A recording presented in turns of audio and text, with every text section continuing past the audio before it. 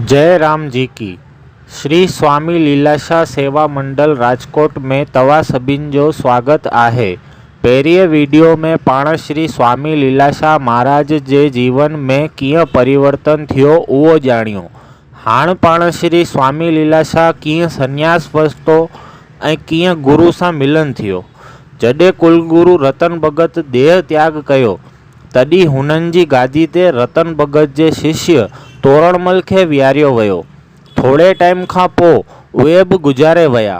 तॾहिं उन्हनि जे शिष्यनि श्री स्वामी लीलाशाह खे गादी ते विहारियनि। श्री स्वामी लीलाशाह गादी ते वेही त रहिया, पण उन्हनि जो मन ॿियो केॾा वञण जो पिए कयो। आख़िरकार श्री स्वामी लीलाशाह चाची खे चयो कि परमात्मा जी खोज करण वञणो आहे। उन्हनि जी चाची रोइण लॻा त बि लीलाशाह खे कोई फेर कोन पियो त उन्हनि जी चाची चयो कि ठीकु आहे, पण हिकु वचन ॾियो त अंत समय ते उन्हनि जी अर्थीअ खे कंधो ज़रूरु ॾींदा। संत श्री लीलाशाह टुंडो मोहम्मद जान में अची करे संदसि बनेवी आसनदास सां गॾु रहण लॻिया। उते उन्हनि नारायण दास जे मंदिर में हिंदी सिखणु चालू कयो। हिंदी जो ज्ञान प्राप्त करे श्री स्वामी लीलाशाह वेद ऐं ग्रंथनि जो अभ्यास चालू कयनि।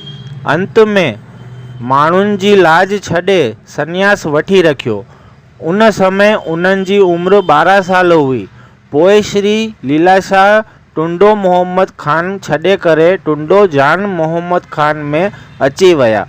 उते उन्हनि खे सतगुरु केशवानंद जी मिलिया। उते उन्हनि सां गॾु रही करे उन्हनि वेद ग्रंथनि जो ज्ञान वरितो। आश्रम ऐं गुरु जी सेवा बि गॾु गॾु कंदा हुआ। कॾहिं कॾहिं वधीक सेवा करण जे कारण उन्हनि खे शास्त्र यादि करण जो टाइम कोन मिलंदो हो त उन्हनि खे गुरु कन पकड़े करे ज़ोर सां झापट मारंदा हुआ कि श्री लीलाशाह जे गिल ते 2-3 कलाक आङुरियुनि जा निशान वेंदा कान हुआ। श्री स्वामी लीलाशाह जो तप ऐं वैराग्य उतां खां वधियो। उन्हनि खे गुरु भक्ति उतां खां फली हुई। उन्हनि खे 20 साल जी उमिरि में आत्मा खां साक्षात्कार थी वियो हो। त अॼु जो वीडियो जो हिते समापन कयूं था। जय राम जी की।